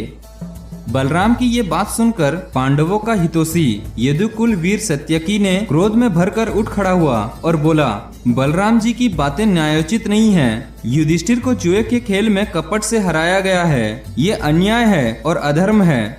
ये दुर्योधन के आगे झुककर याचना करे, भीख मांगे, ये मैं कदापि सहन नहीं कर सकता। क्षत्रियों के आगे हाथ पसारने से अच्छा है कि युद्ध करके प्राण देना ही उचित है। सत्यकी की बात का समर्थन राजा द्रुपद ने किया। सत्यकी का कथन सर्वथा उचित है, हम विलंब ना करके युद्ध की तैयारियां करनी चाहिए। श्री कृष्ण ने बहस को रोकते हुए कहा, पांचाल राजा की सलाह उचित है, ये सलाह राजनीति के अनुकूल है। उचित यही होगा कि पहले एक दूत को वहां भेजा जाए और वहां न्यायोचित रूप से संधि की बात करे। श्री कृष्ण की बात सभी ने मान ली। श्री कृष्ण बलराम सहित द्वारका लौट गए। द्रुपद राजा ने अपने राज पुरोहित को दूत बनाकर हस्तिनापुर भेज दिया। कुछ दिन के बाद दूत ने आकर बताया कि दुर्योधन किसी भी प्रकार से संधि के लिए तैयार नहीं है। उसकी बात सुनकर अर्जुन ने श्री कृष्ण से मिलने के लिए द्वारका चले गए। दुर्योधन को भी पता चल गया तो वो भी द्वारका जा पहुंचा। संयोग से दोनों वहां साथ साथ पहुंचे थे और उस समय श्री कृष्ण ने विश्राम कर रहे थे। दोनों ने श्री कृष्ण के कक्ष में चले गए। श्री कृष्ण को सोते हुए देखकर दुर्योधन उनके सिरहाने जा बैठा और अर्जुन उनके पायताने जाकर बैठ गया। मतलब दुर्योधन ने श्री कृष्ण के सिर के तरफ बैठा और अर्जुन ने पैर के तरफ बैठ गया। जब श्री कृष्ण जी की आंख खोली तो उन्होंने मुस्कुराकर अर्जुन का कुशल क्षेम पूछा। तभी उनकी दृष्टि दुर्योधन पर पड़ी तो उन्होंने उसका भी कुशल क्षेम पूछा और उनके आने का कारण पूछे। तब दुर्योधन ने कहा, कृष्ण, मैं अर्जुन से पहले आया हूँ, इसलिए मुझे युद्ध में आपकी सहायता मांगने का पहला हक है। अवश्य, परंतु मैंने पहले अर्जुन को देखा है दुर्योधन। अर्जुन तुमसे छोटा है, इसीलिए बुजुर्गों के बनाए नियमों के अनुसार पहला अधिकार उसी का है, इसलिए पहले उसे बोलने दो कि वो किस लिए आया है। तब अर्जुन बोला, हे कृष्ण, मैं युद्धभूमि में आपकी सहायता के लिए आया हूँ। तब श्री कृष्ण ने बोले, हे पार्थ, एक और मैं अकेला और निहत्या हूँ। मैं ऐसे किसी युद्ध में शस्त्र नहीं उठाऊंगा जो तुम्हारे और कौरवों के बीच लड़ा जाएगा। दूसरी ओर मेरी सहस्त्र नारायणी सेना है जो अत्यंत विकट वीरों से भरी पड़ी है। बोलो, तुम्हें क्या चाहिए? अर्जुन ने बोला, हे मित्र, मुझे तो आप निहत्य ही स्वीकार है। श्री कृष्ण ने दुर्योधन की ओर देखे तो दुर्योधन ने बोला, द्वारिका की सहस्त्र सेना आप मुझे दे दीजिए यदुनाथ। तथास्तु, श्री कृष्ण ने उन दोनों से कहा और उनका उचित सत्कार करके विदाई किया। द्वारिका से जाने के पूर्व दुर्योधन महाबली बलराम से भी मिला और उनसे भी सहायता मांगी, किंतु बलराम ने कहा कि वो निश्चय कर चुके हैं कि कौरव और पांडवों के युद्ध में तटस्थ रहेंगे। दुर्योधन प्रसन्न होकर वापस हस्तिनापुर लौट आया। उसने कर्ण और मामा शकुनी से बताया कि अर्जुन निहत्य कृष्ण को पाकर अच्छी तरह ठग गया है। कृष्ण ने दुर्योधन के जाने के बाद अर्जुन से पूछे, अर्जुन, तुमने मेरा सैन्य बल को स्वीकार न करके मुझ निशस्त्र को क्यों मांगा? हे देव, मेरी इच्छा ये है कि आप इस युद्ध में मेरे सारथी बने, तब मैं अकेला ही कौरवों की सेना को परास्त कर दूंगा, ये मेरा विश्वास है। अर्जुन की बात सुनकर श्री कृष्ण ने मुस्कुरा दिए और प्रेम पूर्वक उससे विदाई किए। आत्मविश्वास से भरपूर व्यक्ति का अवश्य विजयी होता है। दूसरी ओर दुर्योधन भविष्य में होने वाले युद्ध के लिए पांडवों की भांति युद्ध की तैयारियां जोर शोर से कर रहा था। उसने अपने सभी मित्र और राजाओं को संदेशा भेज दिया। मर्द देश के राजा श्लेष नकुल और सहदेव की सगे मामा थे और मद्री की भाई थे। जब उन्हें खबर मिला कि पांडव उपलब्ध नगर में युद्ध की तैयारियां कर रहे हैं तो उन्होंने एक भारी सेना एकत्र की और उसे लेकर पांडवों की सहायता के लिए चल पड़े। जब दुर्योधन ने सुना कि राजा श्लेष ने एक विशाल सेना को लेकर पांडवों की सहायता के लिए जा रहे हैं तो उसने मार्ग में उसकी खूब खरीदारी और अभावत की। उसकी सेवा से प्रसन्न होकर शल्य ने उससे कौरवों की ओर से युद्ध करने का वचन दे दिया। दुर्योधन प्रसन्न हो गया। उधर जब युधिष्ठिर को पता चला तो उसे बड़ा दुख हुआ कि उसने मामाश्री से पहले संबंध स्थापित क्यों नहीं की। फिर भी युधिष्ठिर मामाश्री शल्य से मिला तो उन्होंने युधिष्ठिर से कहा, पुत्र, मैं दुर्योधन को वचन दे बैठा हूँ, इसलिए युद्ध तो उन्हीं की ओर से करूँगा, परंतु यदि कर्ण ने मुझे अपना सारथी बनाया तो उसकी तेजस्विता नष्ट जाएगी और इस तरह से अर्जुन के प्राणों पर कई संकट नहीं आ सकेगा। मुझे आशा है विजय तुम्हारी ही होगा, क्योंकि तुम धर्म के साथ हो। उपलब्ध नगर में रहकर पांडवों ने अपने मित्र और राजाओं के द्वारा 7 अक्षौहिणी सेना को एकत्र की। उधर कौरवों ने उससे अधिक 11 अक्षौहिणी सेना को एकत्र की थी। एक अक्षौहिणी सेना में 81,870 रथ होते हैं। उसी हिसाब से हाथी, घोड़े और पैदल होते हैं। सेना एक रथ के साथ एक हाथी, 3 घोड़े और 5 पैदल सैनिक रखते थे। हस्तिनापुर में युद्ध की आशंका से चिंता का माहौल था। धृतराष्ट्र अपने पुत्र की हठधर्मिता से परेशान थे तो कुंती ने अपने पुत्रों के लिए चिंतित थी। धृतराष्ट्र, विदुर, भीष्म, द्रोणाचार्य आदि दुर्योधन को बार बार समझाने के प्रयास किया, किंतु वो पांडवों को कुछ भी वापस करने के लिए तैयार नहीं था। जिन दिनों दोनों ओर की युद्ध की तैयारियां चल रही थी, उन्हीं दिनों श्री कृष्ण ने अंतिम प्रयास करने के लिए शांति दूत बनकर हस्तिनापुर पहुंचे। वहां वासुदेव कृष्ण का जोरदार सत्कार हुआ। उनके साथ सत्यकी भी थे। राजमाता कुंती से कृष्ण ने भेंट की। कुंती ने अपने पुत्र और परिवार के अन्य लोगों का कुशल समाचार पूछा तथा आने वाले अमंगल के लिए अपनी चिंता भी व्यक्त की। श्री कृष्ण ने कुंती को संतावना दी और उन्हें कर्ण से भेंट कराने की सलाह दी। यदि कर्ण पांडवों की ओर आ जाएगा तो दुर्योधन का हौसला पस्त हो जाएगा। कुंती से मिलकर श्री कृष्ण ने धृतराष्ट्र की सभा में गए और कहे, राजन, मैं यहाँ पांडवों का राजदूत बनकर आया हूँ। मेरा आने का उद्देश्य यही है कि परिवार के दोनों पक्ष के मध्य शांति स्थापित हो जाए तो अच्छा है। इसलिए संधि प्रस्ताव लेकर आया हूँ। आप पांडवों को आधा राज्य यदि नहीं देना चाहते हैं तो उन्हें कम से कम 5 गांव दे दें। इससे युद्ध की आशंका दूर हो जाएगी। पांडव शांति प्रिय हैं, किंतु अपना अधिकार पाने के लिए वो युद्ध करने के लिए भी तैयार हैं। यदि संधि हो जाए तो वो दुर्योधन को युवराज और महाराजा धृतराष्ट्र को महाराजा के रूप में स्वीकार करने के लिए तैयार हैं। श्री कृष्ण की ये बात सुनकर दुर्योधन ने तेजी से खड़ा हुआ और बोला, मधुसूदन, आप पांडवों के हितैषी हैं, किंतु मेरा इसमें दोष कहाँ है? युधिष्ठिर तो स्वयं ही अपना राज्य स्वेच्छा से हार गया है। खेल की शर्त के अनुसार ही उन्हें 12 वर्ष का वनवास और 1 वर्ष का अज्ञातवास भोगना पड़ा। इसमें मैंने कौन सा अपराध कर दिया है? आप मुझे युद्ध की धमकी से मत डराइए और आप हमारा उत्तर सुन लीजिए।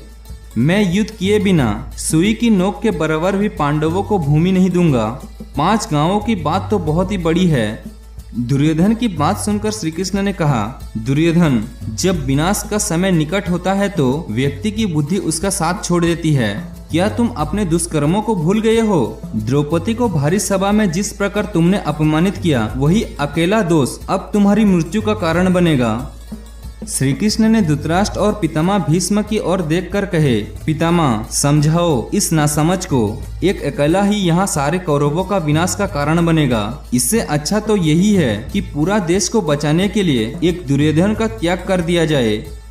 श्री कृष्ण की बात पर धृतराष्ट्र ने विदुर से कहा, विदुर, मैं भी वही चाहता हूँ जो श्री कृष्ण को प्रिय है, किंतु मैं क्या करूं? मुझ में इतना शक्ति नहीं है कि मैं अपने पुत्र को समझा सकूं। मैं विवश हूं। विदुर, तुम ही दुर्योधन को समझाओ।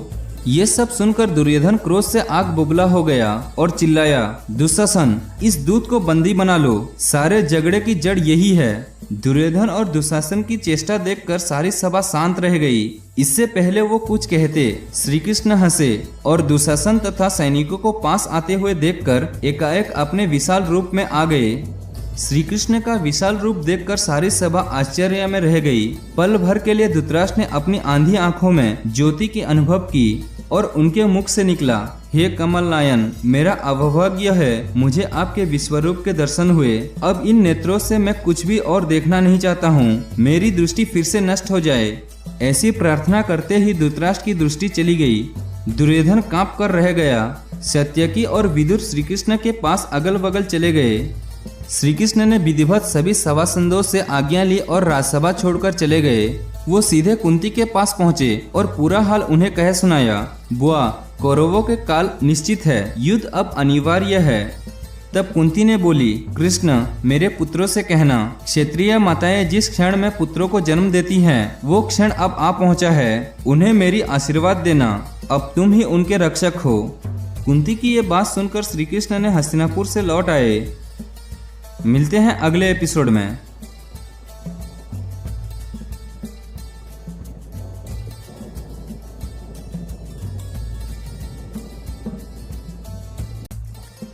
श्री कृष्ण के हस्तिनापुर से लौटते ही शांति की जो थोड़ी बहुत आशा थी वो भी समाप्त हो गई। युद्ध की आशंका से कुंती का मन भयभीत हो उठा, क्योंकि वो जानती थी कि इस युद्ध का परिणाम कुरुवंश का विनाश होने ही वाला है। तभी कुंती को कर्ण का ध्यान आया तो वो व्याकुल हो उठी। वो जानती थी कि दुर्योधन का पक्ष लेकर उसने पांडवों का वध करने की ठान रखी थी। वो मन ही मन सोचती थी कि कर्ण उसका ज्येष्ठ पुत्र है और वही अपने भाइयों का प्राणों का प्यासा है और ये सब उसी के पापों का फल है। वो सोचती थी कि क्यों ना उसके पास जाकर वास्तविकता बता दूं। कृष्ण ने भी इसी की ओर तो संकेत किया है। क्योंकि वो सत्य को जानते थे। ऐसा सोचकर कुंती ने गंगा के किनारे पहुंची। वहां कर्ण प्रतिदिन प्रातःकाल के समय सूर्य की आराधना किया करता था। कर्ण पूर्व की ओर मुंह करके हाथ जोड़कर ध्यान मार्ग जल में खड़ा था। कुंती ने उसे चुपचाप देखती रही। प्रात से मध्याह्न होने तक कर्ण ने उसी तरह खड़ा रहकर जप करता रहा। सूर्य की प्रखर रश्मियां उसके तेजस्वी चेहरे पर पड़ती रही। मध्याह्न के उपरांत कर्ण का जप पूरा हुआ तो वो गंगा से बाहर आया। उसने बड़ी आश्चर्य से राजकुमार की माता कुंती को तपती दोपहरी में खड़े देखा। तब वो उसके पास आया। राधा और सारथी अधिरथ का पुत्र कर्ण आपको प्रणाम करता है। आज्ञा कीजिए, मैं आपकी क्या सेवा करूं? कर्ण ने विनम्रता के साथ कहा। तब कुंती ने कहा, कर्ण, तुम सूत पुत्र नहीं हो, राधा तुम्हारी माता नहीं है और अधिरथ भी तुम्हारे पिता नहीं है।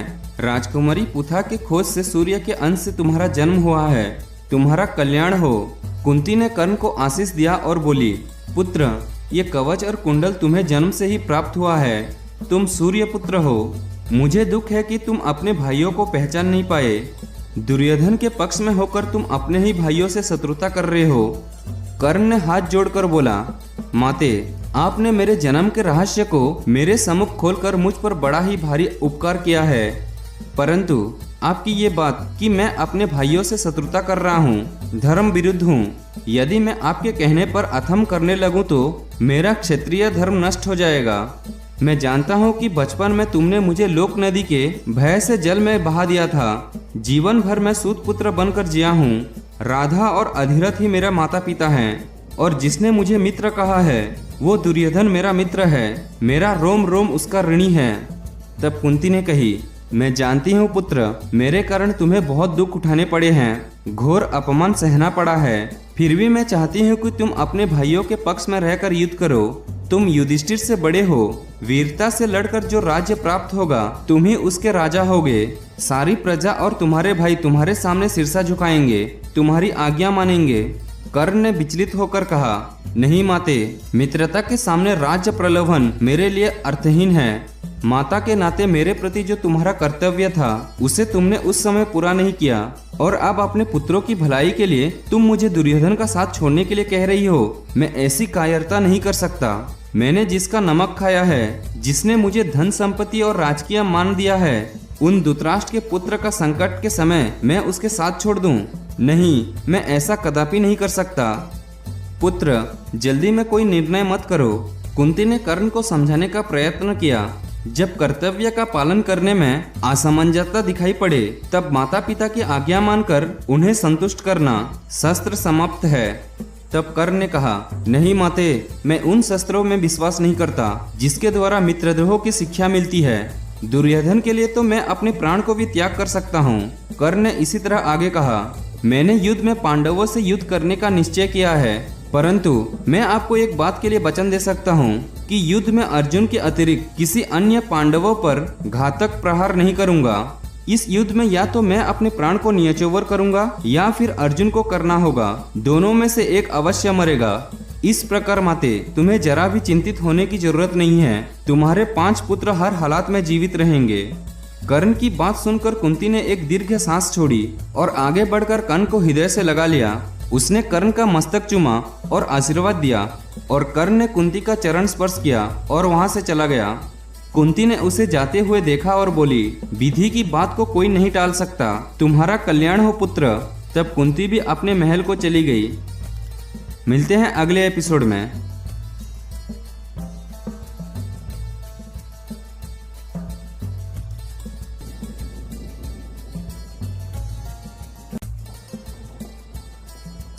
श्री कृष्ण ने हस्तिनापुर से लौटकर पांडवों को वहां हुई चर्चा का पूरा हाल सुनाया। सभी ने अच्छी तरह समझ लिया कि अब शांति का आशा नहीं रही, युद्ध होना अनिवार्य हो गया है। पांडवों ने युद्ध की तैयारियां प्रारंभ कर दी। उन्होंने अपनी विशाल सेना को राजा द्रुपद के पुत्र दुष्टयुम्न के नेतृत्व में 7 दलों में बांट दिया। दूसरी ओर कौरवों की सेना के नायक भीष्म पितामह बन गए थे, परंतु उन्हें एक शर्त लगा दी गई कि वो पांडु पुत्रों का वध नहीं करेंगे। दुर्योधन ने भीष्म पितामह की इस बात से बहुत ही विचलित था, क्योंकि वो कर्ण को ही अपने सेना का नायक बनाना चाहता था। परंतु कर्ण और भीष्म पितामह में पारस्परिक मनमुटाव था। भीष्म समझते थे कि दुर्योधन को पांडवों के प्रति भड़काने वाला कर्ण ही है, इसलिए वो ऐसा जलीकटी सुना दिया करते थे। वो उसे घमंडी और वाचाल तक कहा डालते थे। इसी वजह से कर्ण ने उस समय तक युद्ध से अपने आप को अलग कर लिया था, जब तक भीष्म पितामह सेना का संचालन करेंगे। पांडव सेना को, विशेषकर अर्जुन को कर्ण की ओर से ही विरोध पाने का सबसे अधिक खतरा था। इस युद्ध में जब तक कर्ण के पास दिव्य कवच व कुंडल थे, तब तक उसे जीतना बड़ा कठिन था। अर्जुन की इस शंका को देवराज इंद्र ने भांप लिया था।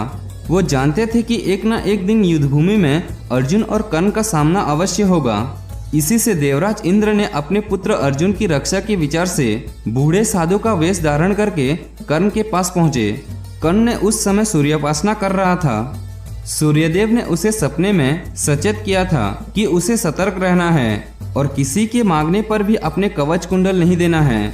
परंतु जब सूर्योपासना के उपरांत ब्राह्मण वेशधारी देवराज इंद्र ने अपने कवच व कुंडलों का दान मांगा, तो कर्ण ने एक पल भी देर न लगाई और अपने कवच कुंडल उतार कर देवराज इंद्र को दान कर दिया। कर्ण के दान से प्रभावित होकर देवराज इंद्र ने अति प्रसन्न हुए। उन्होंने कर्ण को दर्शन देकर एक नागास्त्र प्रदान किया और बोले, कर्ण, तेरी दानवीरता तीनों लोकों में यश प्राप्त करेगी। युगों युगों तक लोग तेरी दानवीर कर्ण के रूप में प्रशस्ति गाएंगे। ये नागास्त्र मैं तुझे दे रहा हूँ। इसका बार कभी खाली नहीं जाता। तू इसे जिस पर भी चलाएगा उसकी मृत्यु निश्चित है। नागास्त्र पाकर कर्ण ने देवराज इंद्र को नमन किया और अपने कवच कुंडलों को दान किए जाने का किंचित भी चिंता किए बिना वो अपने महल को चला गया। मिलते हैं अगले एपिसोड में।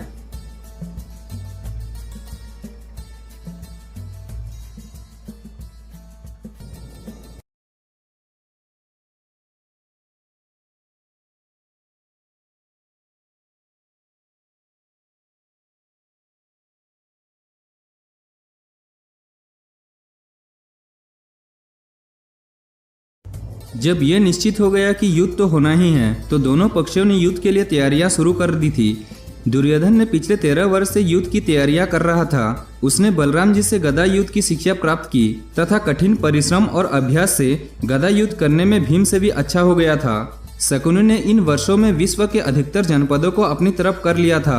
दुर्योधन कर्ण को अपनी सेना का सेनापति बनाना चाहता था, परंतु शकुनि के समझाने पर दुर्योधन ने पितामह भीष्म को ही अपनी सेना का सेनापति बनाया, जिसके कारण भारत और विश्व के कई जनपद दुर्योधन के पक्ष में हो गए। पांडवों की तरफ वही जनपद थे जो धर्म और श्री कृष्ण के पक्ष में थे। महाभारत काल में कुरु राज्य विश्व का सबसे बड़ा और शक्तिशाली जनपद था। विश्व के सभी जनपद कुरु राज्य से कभी युद्ध करने की भूल नहीं करते थे एवं अच्छा संबंध बनाए रखते थे। सभी जनपद कुरुओं द्वारा लाभान्वित होने के लोभ से युद्ध में उनकी सहायता करने के लिए तैयार हो गए थे। पांडव और कौरव सहायता मांगने पर श्री कृष्ण ने पहले तो युद्ध में शस्त्र न उठाने की प्रतिज्ञा की थी और फिर कहे थे कि एक तरफ मैं अकेला और दूसरी तरफ मेरी एक अक्षयणी नारायणी सेना है। इधर अर्जुन और दुर्योधन को एक को चुनना था। अर्जुन ने तो श्री कृष्ण को ही चुना। तब श्री कृष्ण ने अपनी एक अक्षयणी सेना को दुर्योधन को दे दी और खुद अर्जुन का सारथी बनना स्वीकार कर लिए। इस प्रकार कौरवों ने 11 अक्षयणी सेना और पांडवों ने 7 अक्षयणी सेना एकत्रित कर ली। फिर श्री कृष्ण ने कर्ण से मिलकर उसे ये समझाया कि वो पांडवों का ही भाई है और वो पांडवों की तरफ से युद्ध करे। परंतु कर्ण ने दुर्योधन के ऋण और मित्रता के कारण कौरवों के साथ नहीं छोड़ा। इसके बाद कुंती की विनती करने पर कर्ण ने अर्जुन को छोड़कर उसके शेष चारों पुत्रों को अवसर प्राप्त होने पर भी ना मारने का वचन दे दिया। इधर इंद्र ने भी ब्राह्मण का वेश बनाकर कर्ण से उसके कवच और कुंडल ले लिए, जिससे कर्ण की शक्ति कम हो गई थी और पांडवों का उत्साह बढ़ गया था, क्योंकि उसके कवच व कुंडल के कारण कर्ण को किसी भी दिव्यास्त्र से मारा नहीं जा सकता था। सेना के विभाग इस तरह से हुआ था। कौरवों की सेना में जो सहयोगी जनपद थे वो है गांधार, मद्र, सिंध, काम्बोज, कलिंग, सिंहल, दरद, अभिषय, मगध, पिशाच, कोसल, प्रतिचय, उद्धिचय, अंश, पल्लव, सुराष्ट्र, अवंती, निषाद, सुरसेन, शिवी, वास्ती, पौरव, तुषार, आश्वक, पुलिंद, कुरुविन, त्रिपुरा, सल, अंबष्ट, केतव, यवन, त्रिगत, सोवीर, प्राच्य। और पांडवों की जो सहयोगी जनपद थे वो है पांचल, चेंदी, काशी, कुरुश, मैश्य, कैकेय, सुंजय, दक्षिण, सोमक, अनरत, कुंती, दाशरथ, प्रभादक, अनुपक, किरात, पट्टाचार, चोल, अग्निवेश, हुंड, दानभरी, सवर, पेंडु, पिशाच, कुंडीविश, मारुत, धेनुक, तगण, परतगण। कौरवों के जो महारथी थे उनमें से भीष्म, द्रोणाचार्य, कृपाचार्य, कर्ण, अश्वत्थामा, मर्दनरेश, शल्य, अलाम्भूस, कुतवर्मा, कलिंग राजा, श्रुतायुध, शकुनी, भगत जयद्रय, विंद, अनुविद, काम्भोजराज, सुदक्षिण, दुर्योधन और उसके सभी भाई थे। और पांडवों के महारथी जो भीम, नकुल, सहदेव, अर्जुन, युधिष्ठिर, द्रौपदी के पांचों पुत्र सत्यकी, उत्तमोजा, विराट, द्रुपद, दुष्टयुम, अभिमन्यु, पांडवराज, घटोत्कच, शिखंडी, युयुस्तु, कुंती भोज, उत्तमोजा, सौव्य, अनुपराज, नील, इन सभी लोग पांडवों का महारथी थे। सेना का विभाग पांडवों और कौरवों ने अपनी सेना का क्रमशः 7 और 11 विभाग अक्षयणी में किए थे। एक अक्षयणी सेना में 21,870 रथ, 21,870 हाथी, 65,610 सवर और 1,09,350 पैदल सैनिक होते थे। ये प्राचीन भारत में सेना का माप हुआ करता था। हर रथ में 4 घोड़े और उनका सारथी होते थे। हर हाथी पर उनका हाथीबान बैठता था और उसके पीछे उसका सहायक, जो कुर्सी के पीछे से हाथी को अंकुश लगाते थे। कुर्सी से उसका मालिक धनुष बाण से सज्जित होता है और उसके साथ उसके 2 साथी होते हैं जो कि भाले फेंकते हैं। तद अनुसार जो लोग रथों और हाथियों पर सवार होते हैं उनकी संख्या 2,84,323 होते हैं। एक अक्षयणी सेना में समस्त जीवधारियों, हाथियों, घोड़े और मनुष्यों की कुल संख्या 6,34,243 होती है। अतः 18 अक्षयणी सेना में समस्त जीवधारियों, हाथियों, घोड़े और मनुष्यों की कुल संख्या 1,14,16,374। 18 अक्षयणियों के लिए यही संख्या 11,41,06,374 होगी। इसका मतलब 3,93,360 हाथी, 27,55,620 घोड़े, 82,67,094 मनुष्य। महाभारत युद्ध में भाग लेने वाली कुल संख्या ऐसी है: कुल पैदल सैनिक 19,68,300, कुल रथ सेना 3,93,360, कुल घुड़सवार सेना 11,80,980, कुल न्यूनतम सेना 39,06,600, कुल अधिकतम सेना 11,41,06,374। हथियार और युद्ध की सामग्री महाभारत के युद्ध में कई तरह के हथियार प्रयोग में लाए थे। उसमें से प्रस, तोमर, लोहमय, कणप, चक्र, मुंदर, नाराज, फेरसे, गोफन, भुसुंडी, सतघ्री, धनुष, बाण, गदा, भाला, तलवार, पारिक, विंदीपल, शक्ति, मुसल, कंपन, चाप, दिव्यास्त्र, एक साथ कई बाण छोड़ने वाली यांत्रिक मशीन, ये सभी हथियार महाभारत युद्ध में प्रयोग हुए थे। प्राचीन समय में युद्ध के समय में सेनापति को सेना के कई व्यूह बनाने पड़ते थे जिससे कि शत्रु की सेना में आसानी से प्रवेश पाया जा सके तथा राजा और मुख्य सेनापतियों को बंदी बनाया या मार गिराया जा सके। इसमें से अपनी संपूर्ण सेना को व्यूह के नाम या गुण वाली एक विशेष आकृति में व्यवस्थित किया जाता है। इस प्रकार की व्यूह रचना से छोटी सेना भी विशालकाय लगने लगती है और बड़ी से बड़ी सेना का सामना कर सकती है। जैसे कि महाभारत के युद्ध में पांडवों के केवल 7 अक्षयणी सेना ने कौरवों की 11 अक्षयणी सेना का सामना करके ये सिद्ध कर दिखाया। महाभारत के 18 दिन के युद्ध में दोनों पक्ष के सेनापतियों के द्वारा कई प्रकार के व्यूह बनाए गए थे, जो कि चक्र व्यूह, मकर व्यूह, कूर्म व्यूह, त्रिशूल व्यूह, क्रोच व्यूह, कमल व्यूह, उर्मी व्यूह, वज्र व्यूह, मंडल व्यूह, गरुड़ व्यूह, सकट व्यूह, असुर व्यूह, देव व्यूह, सूची व्यूह, चंद्रकाल व्यूह। महाभारत काल के सबसे शक्तिशाली योद्धा जो कि 4 श्रेणी में विभाजित थे। श्रेणी 1 में जो योद्धा थे वो है अर्जुन, श्री कृष्ण, भीष्म, बलराम, कर्ण, द्रोणाचार्य और भगदत्त। इन लोग ऐसा योद्धा थे जिन्होंने युद्ध में कभी भी हार का स्वाद नहीं चखा। इनके पास दिव्यास्त्रों की कमी नहीं थी और अपनी अपनी युद्ध कला में पूर्ण रूप से पारंगत और प्रवीण तथा सबसे अच्छे थे। महाभारत के अनुसार इन लोग देवताओं को भी पराजित कर सकते थे, जैसे कि अर्जुन और श्री कृष्ण ने कई बार किया था और यहाँ तक कि भगवान शिव को भी युद्ध में संतुष्ट कर दिखाए। भीष्म ने भी परशुराम को पराजित किया था। और भागदत्त तो इंद्र का मित्र था और उसने भी उनको कई बार देवासुर संग्राम में देवताओं की सहायता की थी। दूसरी श्रेणी में भीम, जरासंध, सत्यकी, कुतवर्मा, अश्वत्थामा, अभिमन्यु, कंस, इन लोग ऐसा योद्धा थे जिन्होंने युद्ध में बहुत ही कम बार हार का स्वाद चखा था। इनके पास भी दिव्यास्त्रों की कमी नहीं थी, परंतु अति विशेष दिव्यास्त्र जैसे पशुपत अस्त्र आदि की प्रधानता नहीं थी। ये सब युद्ध कला में पूर्ण रूप से पारंगत और प्रवीण थे तथा भारतवर्ष में कई जनपदों को युद्ध में परास्त कर चुके थे। तीसरी श्रेणी में दुर्योधन, दुष्टयुम्न, शल्य, द्रुपद, अलाम्भूस, घटोत्कच और कीचक थे। इन लोग ऐसा योद्धा थे जिन्होंने अपने युद्ध में हार कम ही बार देखे थे, परंतु इन लोग ऐसा भी योद्धा थे जो कि किसी भी क्षण उत्साह और आवेश में आकर बड़े से बड़े योद्धा का पासा पलट देने की क्षमता रखते थे। ये योद्धा अपने अपने युद्ध कौशल में प्रवीण तथा श्रेष्ठ थे। और चौथे श्रेणी में कृपाचार्य, नकुल, सहदेव, युधिष्ठिर आदि थे।